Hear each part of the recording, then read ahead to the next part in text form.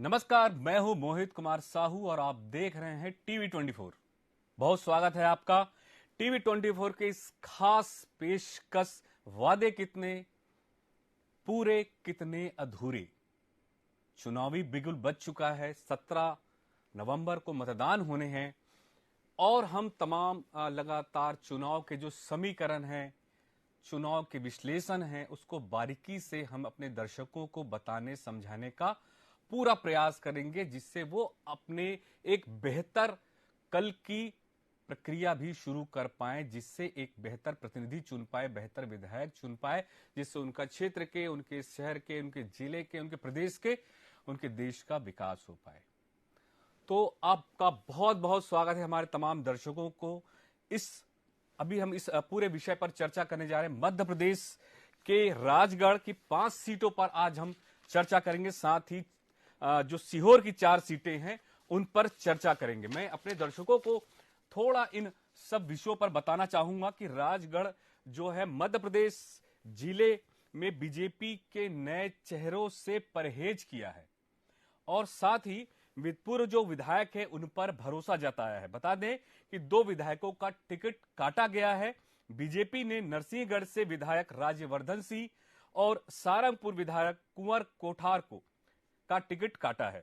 कांग्रेस अपने 2 विधायक और 2 पूर्व विधायक के साथ पुराने प्रत्याशी के साथ इस वक्त मैदान में है और ब्यावरा की विधायक का टिकट भी काटा गया है। राजगढ़ से बात करें, विधानसभा पे कांग्रेस से बापू सिंह कंवर, भाजपा से अमर सिंह यादव को टिकट प्रदान किया गया है। इस बार दोनों के बीच कांटे की टक्कर देखने को मिलेगी। ब्यावरा विधानसभा की अगर बात करें तो कांग्रेस पुरुषोत्तम दांगी, भाजपा से नारायण सिंह पवार। नरसिंहगढ़ विधानसभा सीट की बात करें तो कांग्रेस से गिरीश भंडारी और भाजपा से मोहन शर्मा। सारंगपुर विधानसभा से बात करें तो कांग्रेस से महेश मालवीय, भाजपा से गौतम टेटवाल। खिलचीपुर विधानसभा सीट की बात करें, कांग्रेस प्रियव्रत सिंह खींची और भाजपा हजारी लाल दांगी। तो हम शुरू करेंगे 5 राजगढ़ की जो सीटें हैं, हम उनसे राजगढ़ जो जिले हैं वहां के जो विधानसभा की जो 5 सीटें हैं उस सीटों पर हम चर्चा करने जा रहे हैं। हमारे साथ हमारे राजनीतिक संपादक अतुल विनोद पाठक जी जुड़े हैं भोपाल से। हम उनसे समीकरण भी समझेंगे, मुद्दे भी समझेंगे, विषय भी समझेंगे और जो बारीकियां हैं वो भी समझने की कोशिश करेंगे। अतुल जी, आपका बहुत बहुत स्वागत है।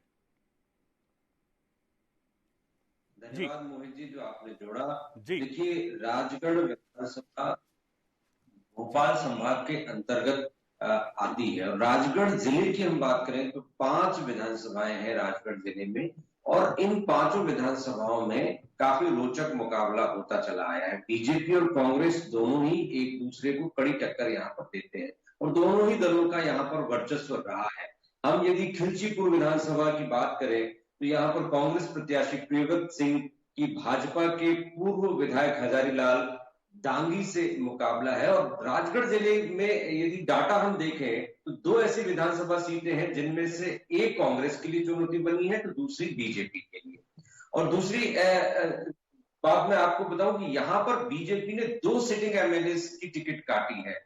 ये बहुत कठिन होता है किसी भी राजनीतिक दल के लिए कि वो सिटिंग एमएलए का टिकट काट दे, लेकिन राजगढ़ की 5 सीटों में से 2 सीटों पर बीजेपी ने सिटिंग एमएलए का टिकट काटा है, लेकिन उनको उनकी जगह जो उम्मीदवार बनाए गए वो पुराने चेहरों पर ही भरोसा दिलाए। खिलचीपुर विधानसभा सीट की हम बात करें तो 13 चुनाव में बीजेपी सिर्फ 3 बार जीत दर्ज कर सकती है। सहारनपुर विधानसभा सीट ऐसी है जहां तक अब तक जो 13 चुनाव हुए हैं उसमें से कांग्रेस सिर्फ 3 बार जीत दर्ज कर सकी। यानी खिलचीपुर सीट बीजेपी के लिए मुसीबत का सबब है, यहाँ कांग्रेस का गढ़ है। और इसी तरह से सारंगपुर सीट की हम बात करें तो सारंगपुर सीट कांग्रेस के लिए चुनौती बनी हुई, बीजेपी का ये गढ़ है। 13 में से 10 बार बीजेपी लगातार जीती है। तो सारंगपुर सीट की हम बात करें, इसमें 1962 से लेकर 2018 तक जो 13 चुनाव हुए इसमें 3 बार जीत दर्ज की और बीजेपी यहाँ 9 बार जीतने में सफल हुई, 1 बार निर्दलीय यहाँ पर जीता। राजगढ़ सीट की हम बात करें जो जिला मुख्यालय है, जो 14 चुनाव हुए हैं इस 14 चुनावों में 1957 और 1962 का इलेक्शन जब हुआ तो यहाँ पर निर्दलीय उम्मीदवारों को राजगढ़ ने जिताया। 1967 और 72 के चुनाव में कांग्रेस पर भरोसा जताया। 1977 में हिंदुत्व की विचारधारा यानी भारतीय जनता पार्टी ने जनसंघ के रूप में जीत दर्ज की। 1980 में बीजेपी जीती और इस तरह से लगातार ये ट्रैक चलता आ रहा है, कभी कांग्रेस कभी बीजेपी। जैसे 1985 में कांग्रेस जीती, 1990 में 93 में बीजेपी जीती, 1998 में कांग्रेस, फिर 2003 में बीजेपी, 2008 में कांग्रेस, 13 में बीजेपी, 2018 में कांग्रेस। यानी यहाँ के मतदाताओं का जो मिजाज है वो हर चुनाव में बदलता है। ये कोई स्थायी गढ़ नहीं है किसी राजनीतिक दल का। बीजेपी को भी मौका दिया यहाँ की जनता ने, कांग्रेस को भी मौका दिया और 2 बार निर्दलियों को मौका दिया। तो राजगढ़ सीट अपने आप में एक अनूठी सीट हम कह सकते हैं। तो इस तरह से पूरे राजगढ़ को हम देखें तो राजगढ़ में 5 सीटें हैं, 5 सीटों पर कड़ा मुकाबला है। 2 सिटिंग एमएलए का टिकट बीजेपी ने इसीलिए काटा क्योंकि वहां पर उन एमएलए की छवि ठीक नहीं थी, विकास के पैरामीटर्स पर वो खड़े नहीं होते थे। कुछ व्यक्तिगत शिकायतें भी इन विधायकों की थी, संभवतः इसीलिए बीजेपी ने टिकट काटा। जी, हम ये समझना भी चाहेंगे ये जो राजगढ़ की 5 सीटें, जैसे आपने प्रॉपर राजगढ़ मुख्यालय की बात कही, कभी भाजपा कभी कांग्रेस, कभी भाजपा कभी कांग्रेस, तासीर बिल्कुल अलग रही है। क्या ये वहां के स्थानीय मुद्दे होते हैं कि चेहरे देख के चुनाव जो है वो प्रत्याशी तय की जाते हैं या पार्टी पर विशेष फोकस किया जाता है? क्या होता क्या है आखिर राजगढ़, जो अगर हम मुख्यालय की बात करें, राजगढ़ विधानसभा की बात करें? देखिए, राजगढ़ की हम बात करें तो भोपाल से बहुत दूर नहीं है। राजगढ़ और ब्यावरा एक साथ जुड़े हुए हैं। खास बात यह है कि यहाँ विकास को लेकर बहुत ज्यादा लोगों की अपेक्षाएं होती हैं, लेकिन डेवलपमेंट के मुद्दे पर यहाँ पर बहुत कम काम होता है। राजगढ़ एक ऐसा जिला हम मान सकते हैं मध्य प्रदेश का जो विकास के मामले में अन्य जिलों से बहुत आगे नहीं है। और ये कहा जाए तो इसमें कोई अतिशयोक्ति नहीं होगी कि राजगढ़ जिला मध्य प्रदेश के पिछड़े जिलों में से एक इसको मान सकते हैं। विकास के पैरामीटर्स, जनता बहुत समझदार है, वो यहाँ प्रयोग करती है, नए नए उम्मीदवारों को मौका देती है, लेकिन जो जनप्रतिनिधि रहे हैं उन्होंने राजगढ़ की जनता को वो प्रतिसाद नहीं दिया जिसकी अपेक्षा वहां की जनता करती थी। इसी वजह से राजगढ़ में लगातार वोटर्स ने अपना मत बदला है। और शुरुआत का दौर देखें तो राजगढ़ में 2 बार शुरुआती दौर में निर्दलियों को भी मौका दिया। तो लगातार इस तरह का ट्रेंड देखने को मिला है कि यहाँ की जनता का मोहभंग स्थानीय प्रत्याशियों से हो जाता है। इसलिए राजगढ़ में कोई ऐसा चेहरा उभर कर सामने नहीं आया जो मध्य प्रदेश की या देश की राजनीति में कोई बहुत बड़ा अहम मुकाम बना पाया। हम ये भी देखते हैं कि बीजेपी ने नरसिंहगढ़ से विधायक राज्यवर्धन सिंह और सारंगपुर विधायक कुंवर कोठार का भी टिकट काटा है। क्या वजह मानते हैं, क्या दिक्कतें परेशानी? बीजेपी वर्तमान में वहां पे सरकार लगातार पिछले 3 बार से सरकार तो बना ही रही है, क्या वजह है इसका? नहीं, देखिए, नरसिंहगढ़ विधायक राज्यवर्धन सिंह की कार्यशैली से निश्चित रूप से जनता खुश नहीं थी। और जो सर्वे रिपोर्ट्स आई वो सर्वे रिपोर्ट्स बता रही थी कि विधायक राज्यवर्धन सिंह जीतने योग्य प्रत्याशी नहीं है। तो मध्य प्रदेश में लगभग 25 से 26 सिटिंग एमएलए के टिकट काटे गए, उनमें से एक विधायक राज्यवर्धन सिंह, दूसरे विधायक कुंवर कोठार भी हैं। यहाँ पर जातिगत समीकरण है, जनता की अपेक्षाएं पूरी नहीं होना, सेटिस्फेक्शन का लेवल कम होना, विधायक का उतना अपीयरेंस नहीं होना और पार्टी की अपेक्षाओं के अनुरूप काम नहीं करना, इसीलिए इन दोनों विधायकों के टिकट यहाँ पर काटे गए हैं। बिल्कुल बिल्कुल। कांग्रेस ने भी अपने 2 विधायक और 2 पूर्व विधायक के साथ, पुराने प्रत्याशियों के साथ इस वक्त मैदान में है। कैसे देखते हैं इसको? देखिए, कांग्रेस के लिए राजगढ़, जो पूर्व राजगढ़ जिला है, वो एक ऐसी फसल है जिसको यदि वो मेहनत से बोए तो निश्चित रूप से वो फसल प्रतिशत देती है। राजगढ़ एक ऐसा जिला है जिसका कोई विशेष ट्रेंड नहीं रहा, ना ही यहाँ पर कोई विशेष ऐसा नेता है जो पूरे मतदान को प्रभावित कर सके। तो बीजेपी और कांग्रेस दोनों ही यहाँ पर लो प्रोफाइल लोगों को टिकट देती रही है और लो प्रोफाइल लोगों की बदौलत यदि अच्छे ढंग से वो प्रत्याशी जनता के बीच में पहुंच जाए तो जीत दर्ज कराने में कामयाब होता है। 5 सीटें कम नहीं होती। मध्य प्रदेश में आपने देखा होगा कि जब पिछला चुनाव हुआ तो बीजेपी कांग्रेस से सिर्फ 7 सीटों से पीछे रह गई थी। एक एक सीट का महत्व होता है। राजगढ़ वो जमीन है जहां पर बीजेपी और कांग्रेस दोनों के लिए समान तरह की संभावनाएं हैं फसल उत्पादन की। तो बीजेपी की कोशिश ये रहती है कि राजगढ़ की 5 सीटों पर वो कब्जा जमाए, ताकि जो गड्ढा पिछले बार हुआ था उसमें से भरपाई की जा सके। कांग्रेस की भी कोशिश ये है कि सभी सीटों पर कांग्रेस अपने प्रत्याशियों को जिताने में कामयाब हो पाए। इसलिए दोनों ही दलों ने बहुत सोच समझकर यहाँ पर उम्मीदवार खड़े किए हैं। निश्चित रूप से राजगढ़ एक ऐसी जगह है जहां पर बीजेपी कांग्रेस दोनों ही अपनी संभावनाएं देख रही हैं। और यहाँ पर हम यदि बात करें कि राजगढ़ में जो राजगढ़ विधानसभा सीट है, इस वक्त विधायक जो है बापू सिंह तंवर चुनाव मैदान में है। बीजेपी ने पूर्व विधायक अमर सिंह यादव को चुनाव मैदान में उतारा है। दोनों ही प्रत्याशी इस वक्त मजबूत माने जा रहे हैं, दोनों ही राजनीतिक दलों के अपने अपने पर्सपेक्टिव से। तो यदि दोनों के कैंडिडेट को देखें तो अभी किसी को लेकर भी ये नहीं कहा जा सकता कि एक तरफा माहौल होगा। ब्यावरा विधानसभा सीट की यदि हम बात करें तो कांग्रेस ने पूर्व विधायक पुरुषोत्तम दांगी को टिकट दिया है। बीजेपी ने पूर्व विधायक नारायण सिंह पवार को टिकट दिया है, वर्तमान विधायक का टिकट काट लिया है। तो 2 पूर्व विधायक ब्यावरा सीट पर चुनाव मैदान में है। काफी रोचक मुकाबला ब्यावरा सीट पर होने वाला है। नरसिंहगढ़ विधानसभा सीट की बात करें तो कांग्रेस ने पूर्व विधायक गिरीश भंडारी को टिकट दिया है और बीजेपी ने भी पूर्व विधायक मोहन शर्मा को टिकट दिया है। तो आप देखिए कि पूर्व विधायकों में ज्यादा मुकाबला है बनस्पत वर्तमान विधायकों की। सारंगपुर सीट की बात करें, कांग्रेस ने कला महेश मालवीय को टिकट दिया है और बीजेपी ने पूर्व विधायक गौतम टेटवाल को टिकट दिया है। खिलचीपुर विधानसभा सीट की हम बात करें, कांग्रेस ने प्रियव्रत सिंह को टिकट दिया है और बीजेपी ने हजारीलाल दांगी को टिकट दिया। प्रियव्रत सिंह दिग्विजय सिंह के रिश्तेदार और भतीजे माने जाते हैं। बिल्कुल। तो मैं ये समझना भी चाहूंगा अतुल जी, स्थानीय मुद्दे भी बहुत ज्यादा वहां पर मायने रखते हैं। भाजपा और कांग्रेस की बात करें तो वहां पर स्थानीय मुद्दों की बात करें, 5 विधानसभा में क्या ज्यादातर ऐसे मुद्दे हैं कि विकास नहीं हो पा रहा है, जिससे लगातार, अगर हम राजगढ़ की बात करें, लगातार बदलाव होता है। विधायकों की, अभी जो वर्तमान विधायक उनकी टिकट भी बदल दी गई है, कुछ पुराने विधायकों पर दाव खेला गया है। तो क्या ये स्थानीय मुद्दे वहां पर मायने रखते हैं कि नहीं रखते हैं? निश्चित रूप से स्थानीय मुद्दे तो मायने रखते ही हैं। जनता जब वोट करती है तो स्थानीय मुद्दों के आधार पर वोट करती है। लेकिन मध्य प्रदेश की राजनीति में जातिगत समीकरणों का भी एक अपना स्थान है।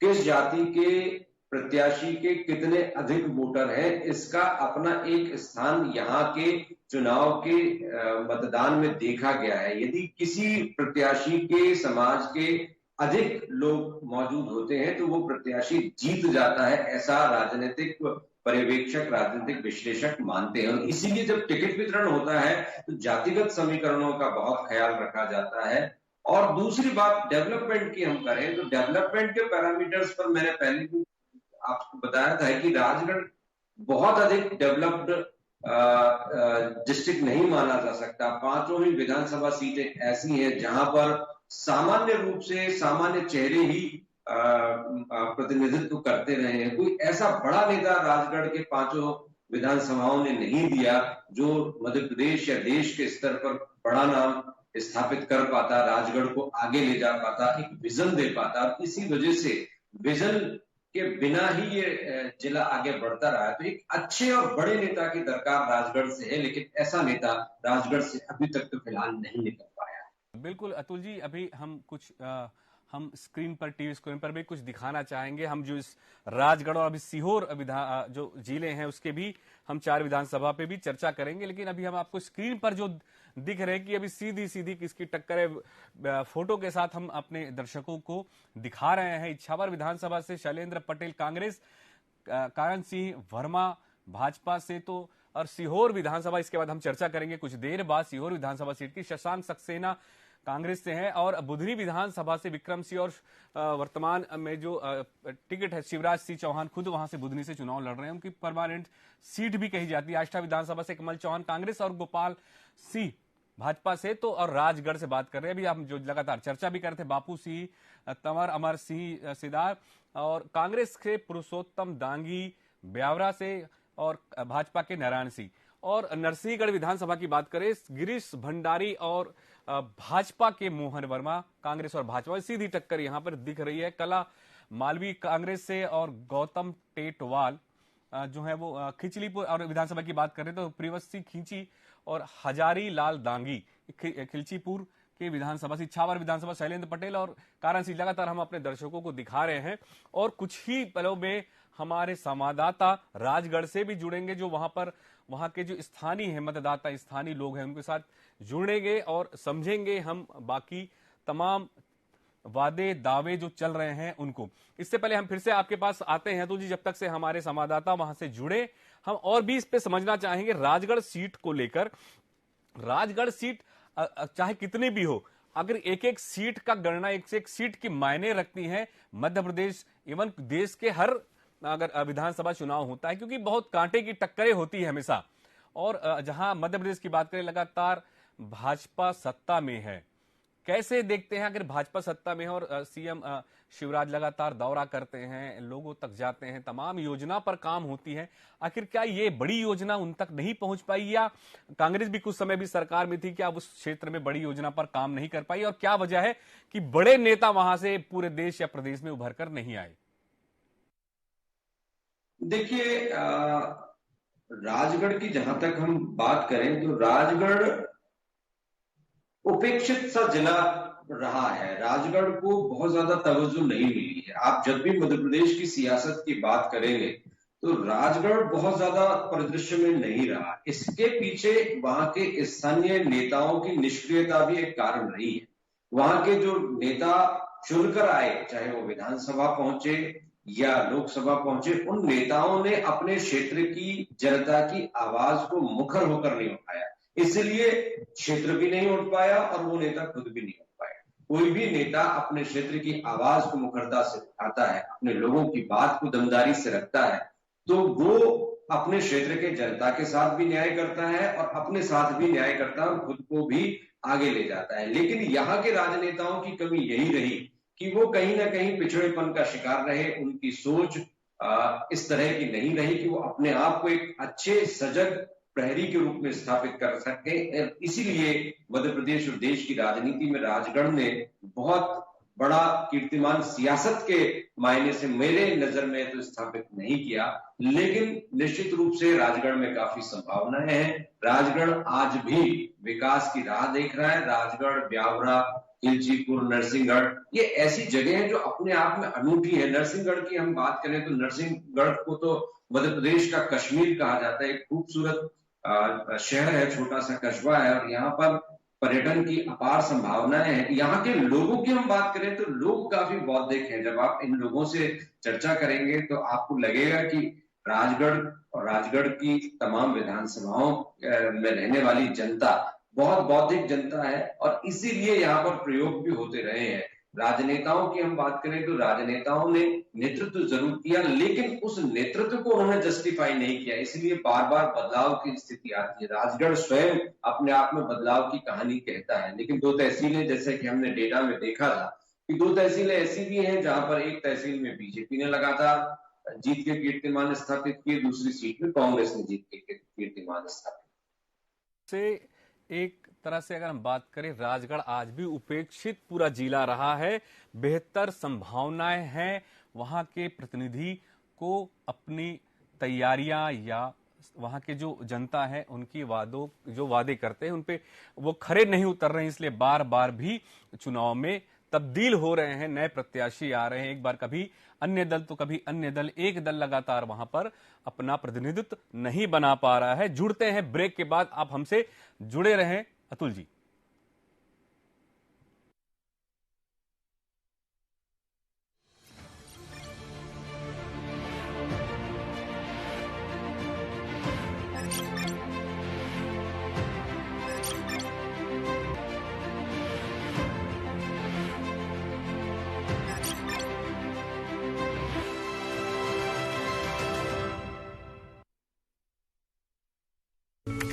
मध्य प्रदेश और छत्तीसगढ़ का विश्वसनीय और तेजी से उभरता हुआ चैनल टीवी 24 अब देखिए टाटा प्ले के चैनल नंबर 1166 पर। राजनीतिक खेल है शह और मात का, घात और प्रतिघात का राजनीति के खेल में कौन है राजा, कौन है प्यादा, कहां टूटी है संयम की मर्यादा, जनता में कौन लोकप्रिय है ज्यादा, बताएंगे सच पूरा कभी नहीं आधा, अपने दर्शकों से हमारा है ये वादा। टीवी 24 जया है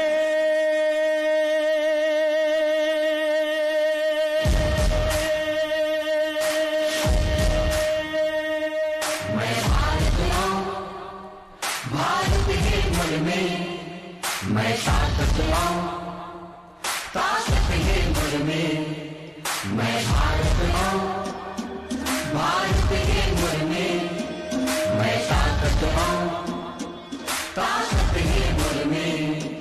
हम भारत के नतमस्तक हैं, हम योद्धा के मस्तक हैं, हम भारत भाग्य विधाता हैं, हम भारत के मतदाता हैं।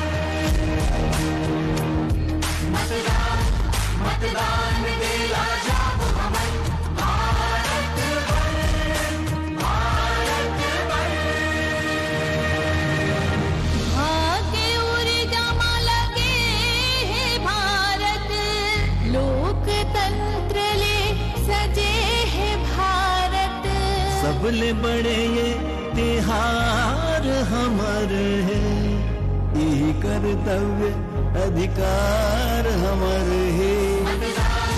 मतदान दे लाजवाब हमें, भारत बन, भारत बन। जया है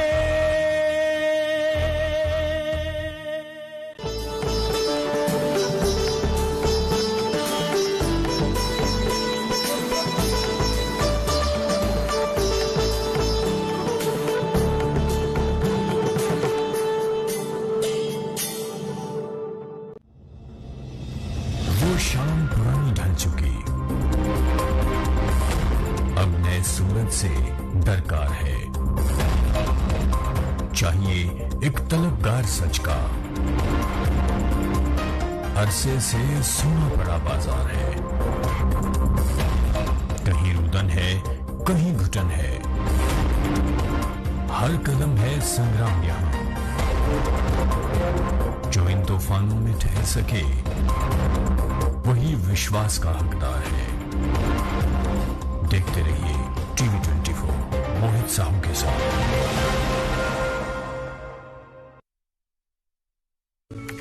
मध्य प्रदेश और छत्तीसगढ़ का विश्वसनीय और तेजी से उभरता हुआ चैनल टीवी 24 अब देखिए टाटा प्ले के चैनल नंबर 1166 पर।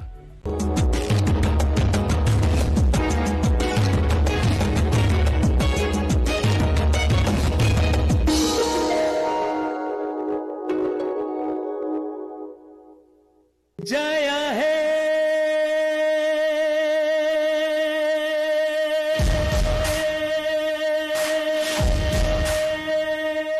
मैं भारत लाऊं, भारत है मुझ में, मैं ताकत लाऊं, ताकत है मुझ में, मैं भारत लाऊं, भारत है मुझ में, मैं ताकत लाऊं, ताकत है मुझ में। हम भारत के नतमस्तक हैं, हम योद्धा के मस्तक हैं, हम भारत भाग्य विधाता हैं, हम भारत के मतदाता हैं। मतदान दे लाजवाब हमें, भारत बन, भारत बन। भाग्य ऊर्जा मां लगे है भारत, लोकतंत्र ले सजे है भारत। सबले बड़े ये तिहार हमारे हैं, यही कर्तव्य अधिकार हमारे हैं। मतदान दे लाजवाब हमें, भारत बन, भारत बन। जया है समय गढ़ता है हर पल एक नई खबर। छत्तीसगढ़ में विश्वसनीय खबरों का नया गढ़ टीवी 24। जया है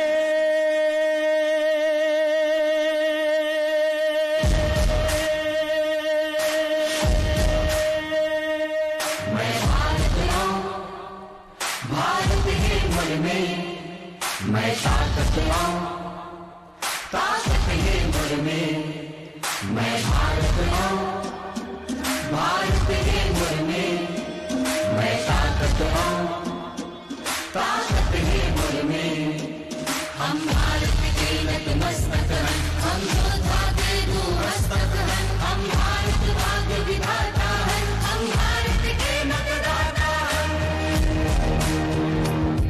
मतदान मतदान में दे आजाद हमें, भारत बन, भारत बन। भाग्य ऊर्जा लगे है भारत, लोकतंत्र ले सजे है भारत। सबले बड़े ये तिहार हमारे है, यही कर्तव्य अधिकार हमारे है। मतदान मतदान में दे आजाद हमें, भारत बन, भारत बन। जया है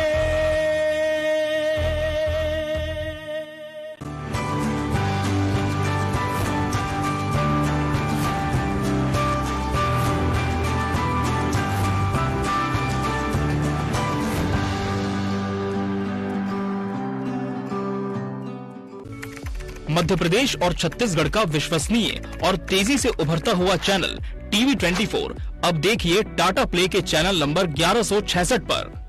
राजनीतिक खेल है शह और मात का, घात और प्रतिघात का। राजनीति के खेल में कौन है राजा, कौन है प्यादा, कहाँ टूटी है संयम की मर्यादा, जनता में कौन लोकप्रिय है ज्यादा। बताएंगे सच पूरा, कभी नहीं आधा, अपने दर्शकों से हमारा है ये वादा। टीवी 24।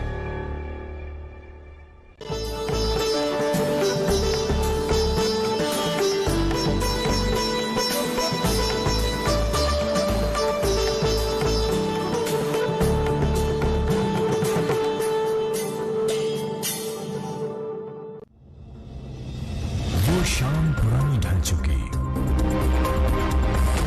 अब नए सूरज से दरकार है। चाहिए एक तलबगार सच का, अरसे से सोना पड़ा बाजार है। कहीं रुदन है, कहीं घुटन है, हर कदम है संग्राम यहां। जो इन तूफानों में ठहर सके वही विश्वास का हकदार है। देखते रहिए टीवी 24 मोहित साहू के साथ।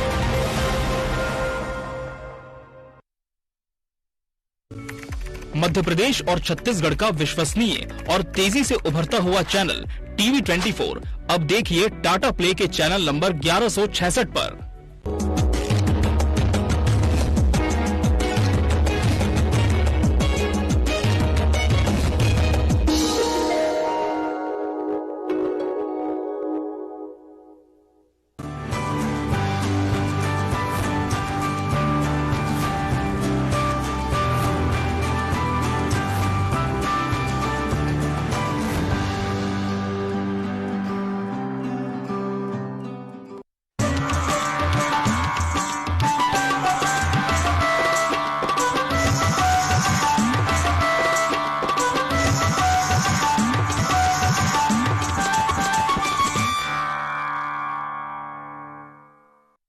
जया है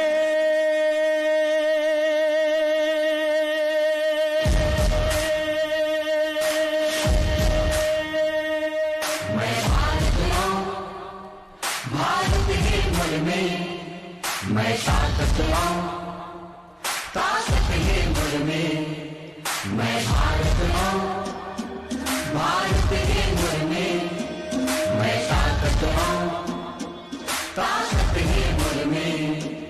हम भारत के नतमस्तक हैं, हम योद्धा के दो मस्तक हैं, हम भारत भाग्य विधाता हैं, हम भारत के मतदाता हैं। मतदान मतदान में दे आजाद हमें।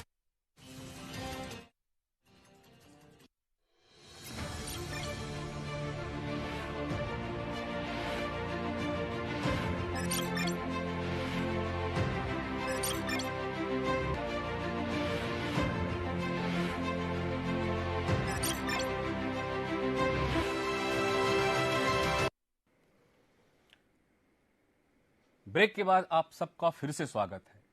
हम बात कर रहे हैं वादे कितने पूरे कितने अधूरे।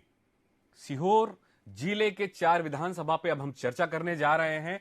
हमारे साथ हमारे स्टूडियो में हमारे राजनीतिक संपादक अतुल जी जुड़े हुए हैं, साथ ही हमारे सीहोर के संवाददाता अमित शर्मा भी जुड़े हुए। इससे पहले मैं कुछ जानकारी भी मैं अपने दर्शकों को देना चाहूंगा और स्क्रीन पर भी मैं अपने सहयोगियों से कहूंगा वो जरूर चलाएं।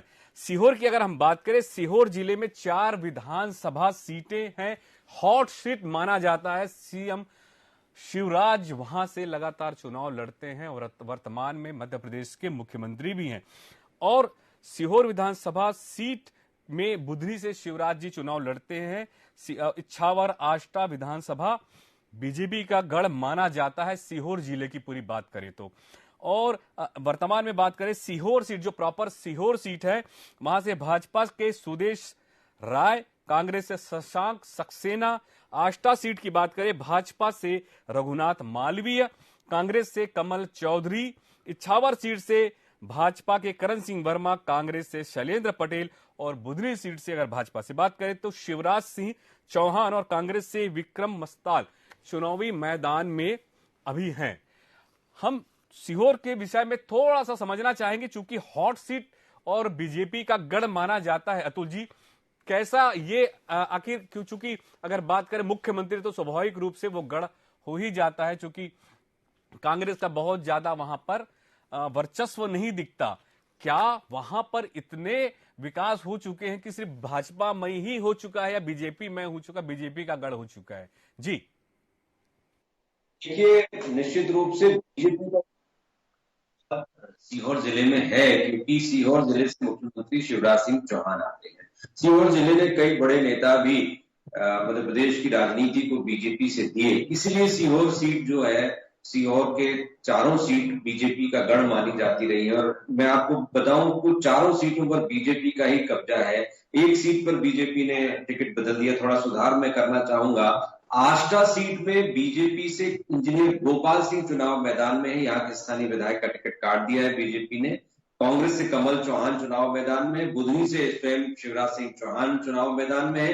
विक्रम मस्ताल, एक अभिनेता को जो हनुमान की भूमिका में नजर आए थे एक टीवी सीरियल में, उनको कांग्रेस ने टिकट दिया है। करण सिंह वर्मा पुराने नेता हैं बीजेपी के, लगातार जीतते आए हैं, उनको फिर से मौका दिया। शैलेंद्र पटेल कांग्रेस प्रत्याशी हैं। सुदेश राय फिर से बीजेपी के प्रत्याशी हैं, विधायक हैं। शशांक सक्सेना नए और युवा चेहरे को यहाँ पर मौका दिया है। बुधनी सबसे हॉट सीट मानी जाती है। लगातार 4 बार से शिवराज सिंह चौहान वहां पर विधायक है। 1990 में पहली बार शिवराज सिंह चौहान वहां से विधायक बने, उसके बाद सांसद बनते गए और फिर लौटे तो लगातार विधायक बनते चले गए।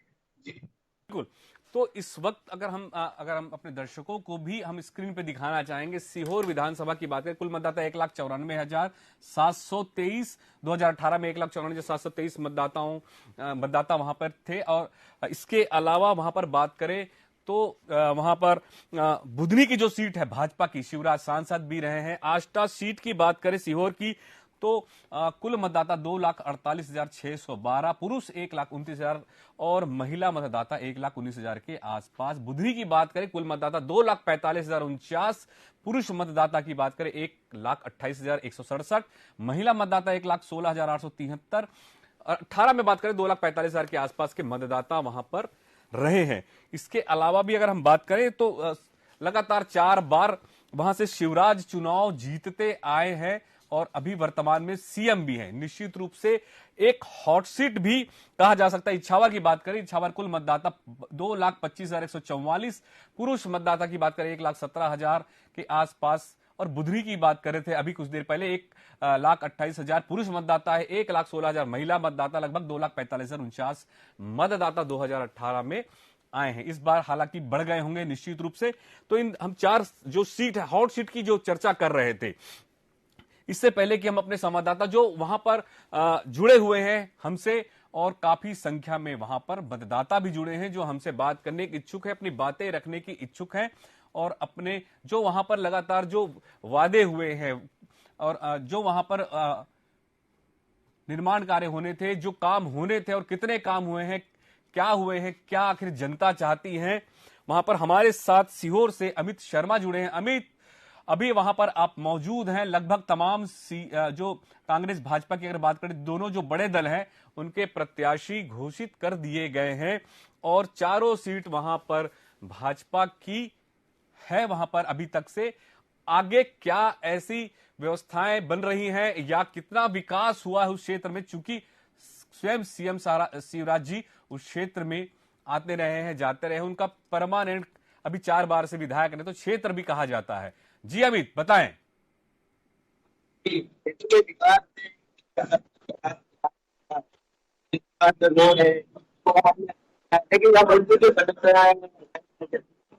या स्वास्थ्य की व्यवस्थाएं देखें तो हॉस्पिटल की व्यवस्था बिल्कुल की गई है, हॉस्पिटल है, लेकिन डॉक्टर की जहाँ समस्या देखी जाए तो डॉक्टर की कमी देखी जा रही है।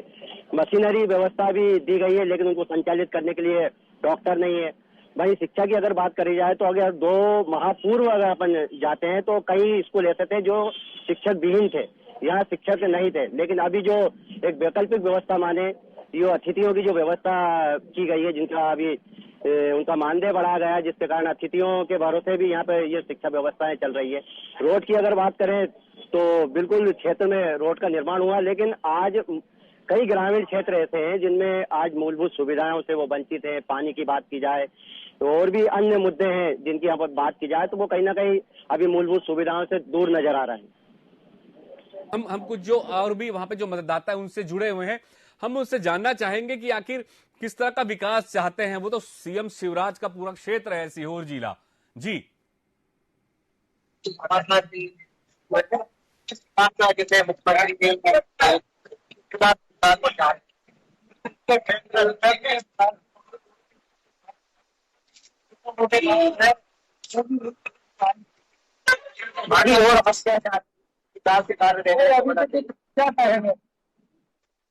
ये भी कुछ कहने लायक है कि क्या तकलीफ बहुत रहता है।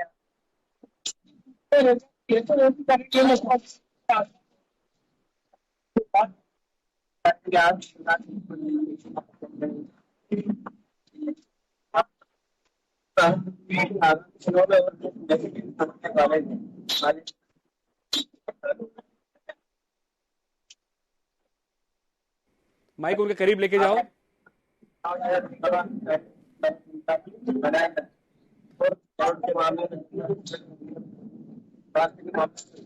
तो माइक को ऊपर ले जाओ, उनके सामने थोड़ा सा कॉलर के पास लेके जाओ उनके माइक को, माइक ऊपर लेके जाओ उनके थोड़ा सा।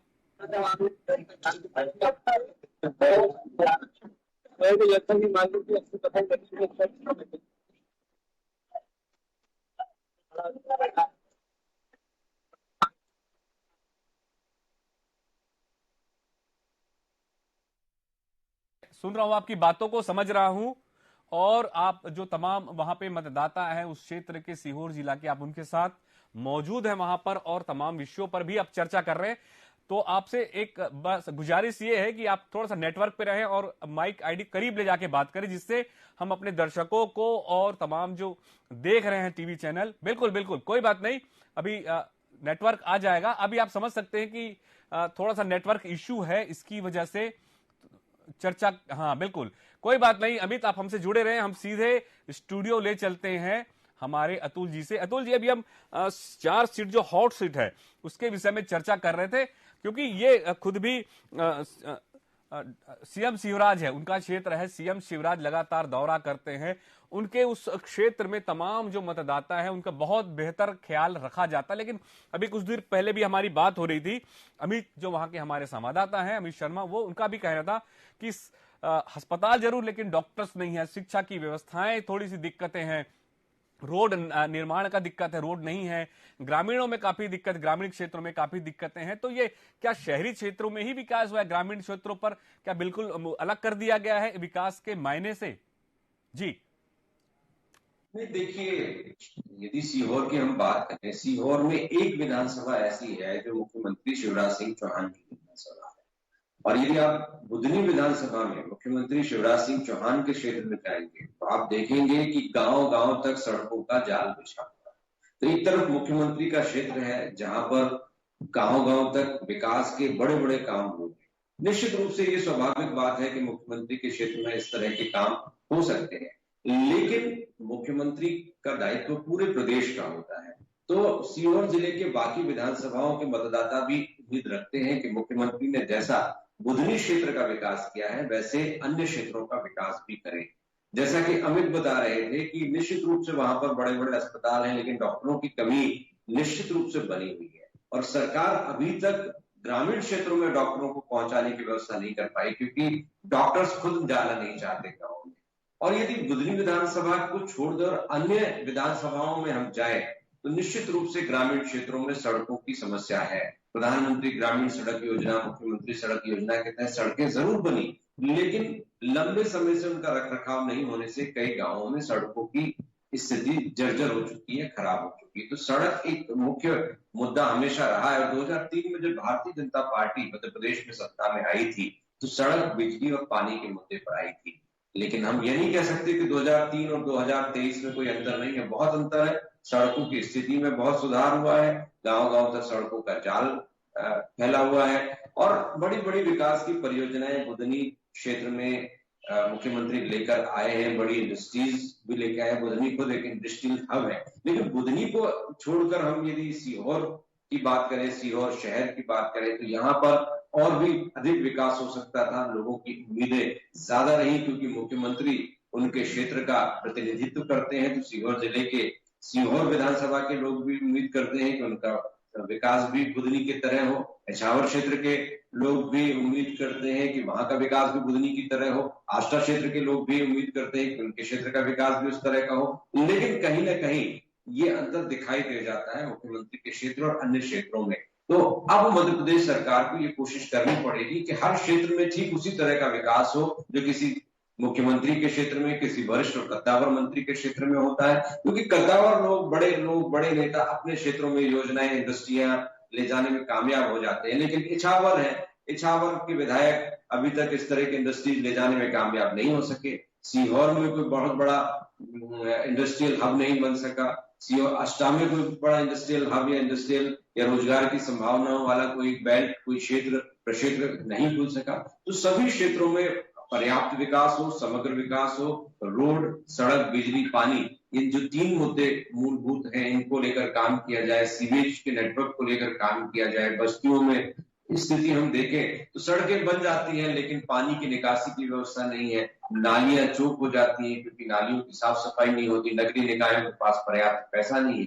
तो विसंगतियां हैं। भ्रष्टाचार एक बड़ा मुद्दा है। आम जनता भ्रष्टाचार से काफी त्रस्त रहती है और ये उम्मीद करती है कि खासतौर पर मुख्यमंत्री के क्षेत्र में तो करप्शन ना हो, लेकिन स्थानीय स्तर पर जब अधिकारियों और प्रशासन के लोगों तक जनता पहुंचती है तो कई बार निराश हो जाती है, क्योंकि काम के लिए परेशान होते हैं। वो मुख्यमंत्री हेल्पलाइन में वो शिकायतें करते हैं तो वो बिना सुनवाई के बंद कर दी जाती है। तो ऐसी कई बातें हैं जिनको लेकर जनता में असंतोष हो सकता है। लेकिन इस बात में कोई दो मत नहीं है कि सीहोर क्षेत्र का विकास हुआ है। सड़कों की स्थिति में काफी सुधार हुआ है। बड़ी बड़ी सड़कें हैं। आष्टा और सीहोर तो हाईवे से जुड़े हुए हैं और वो हाईवे 4 लेन है और अभी 8 लेन हाईवे का वहां पर काम चल रहा है। बुधनी क्षेत्र की बात करें तो यहाँ पर बड़े प्रोजेक्ट्स आ रहे हैं। रेल लाइन भी वहां से नसरुल्लागंज होते हुए आगे बढ़ने वाली है। तो कई तरह की विकास योजनाएं अभी अमल में आनी है। तो मुख्यमंत्री और अन्य 3 विधानसभाओं में बीजेपी को बढ़त मिलने का कारण ये भी है कि यहाँ अच्छा नेतृत्व मिला और उस नेतृत्व ने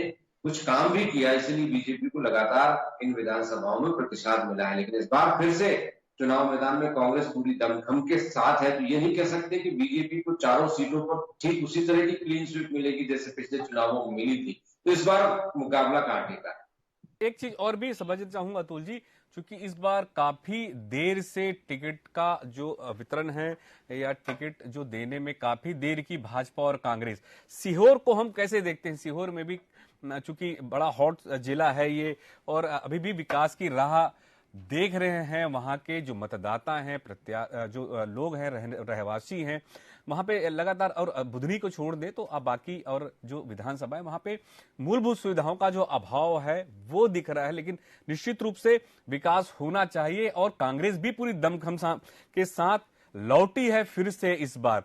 तो जो टिकट का भी वितरण है काफी लेट हुआ, क्या वजह है इसके पीछे? सीहोर का भी, हम सिर्फ सीहोर के 4 विधानसभा की बात करें तो जी। सीहोर की 4 विधानसभाओं की हम बात करें तो बीजेपी और कांग्रेस दोनों में अंतर कला है। टिकट वितरण में देने के पीछे भी यही अंतर्कलह वजह बनी।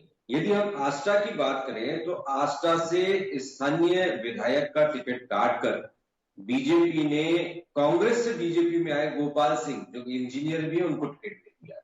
अब जो स्थानीय विधायक हैं वो टिकट न मिलने से असंतुष्ट हैं। अभी हाल ही में एक बैठक में वो रो भी पड़े, तो वहां पर स्थानीय कार्यकर्ताओं ने इस बात को लेकर मुहिम छोड़ दी है कि या तो स्थानीय विधायक जो अभी तक बीजेपी का प्रतिनिधित्व करते रहे उनको टिकट देना था, या फिर बीजेपी के ही किसी मूल कार्यकर्ता को टिकट देना था। बीजेपी ने इंजीनियर गोपाल सिंह को टिकट दिया है, जो लगातार कांग्रेस से लड़ते रहे और हारते रहे। अब वो बीजेपी में आए तो उन्हें मौका मिला, लेकिन एक सशक्त कैंडिडेट माना जा सकता है।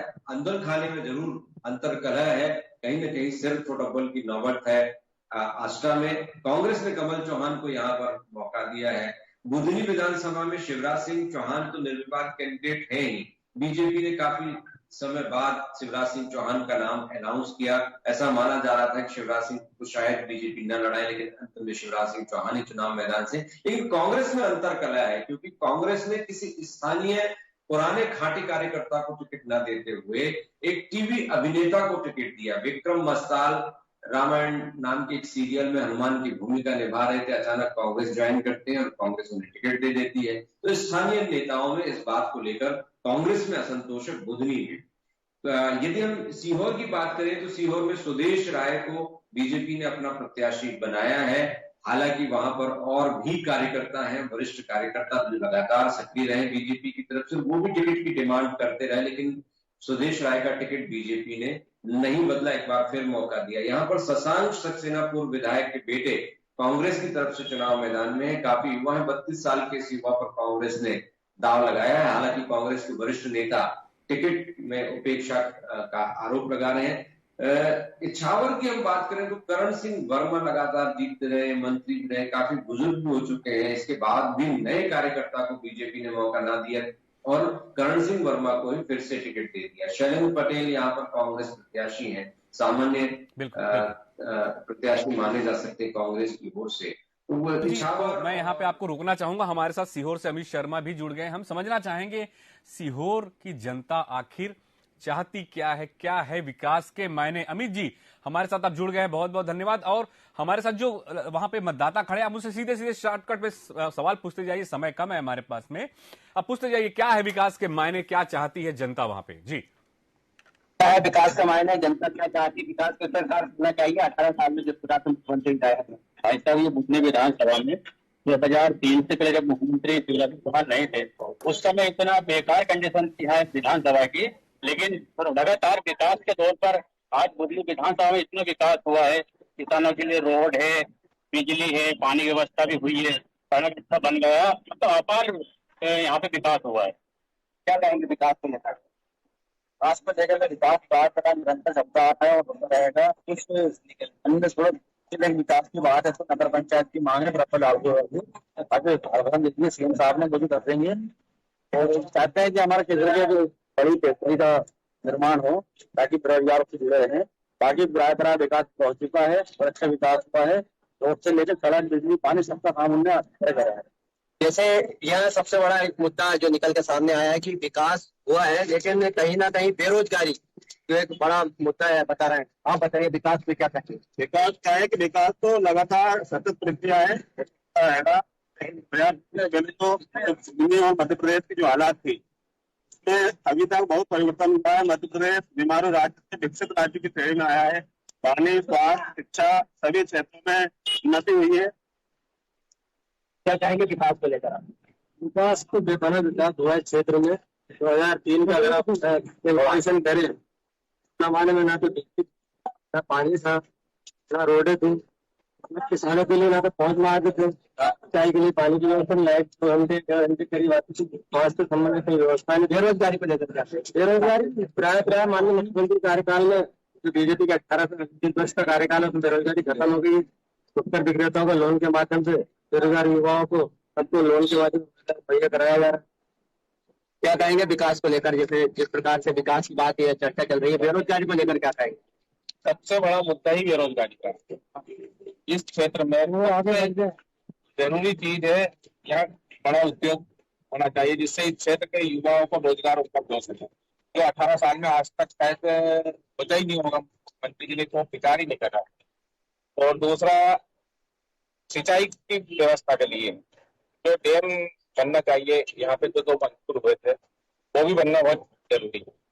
नहीं, जिस प्रकार से अभी ये जो लाइन चल रही है सिंचाई की, ये अनसक्सेस आप जानते हैं कि मान क्या कहेंगे आप विकास को लेकर, क्या कहेंगे जिस प्रकार से सिंचाई के लिए जो अभी योजना बनाई गई है द्वारा और पाइपलाइन किया?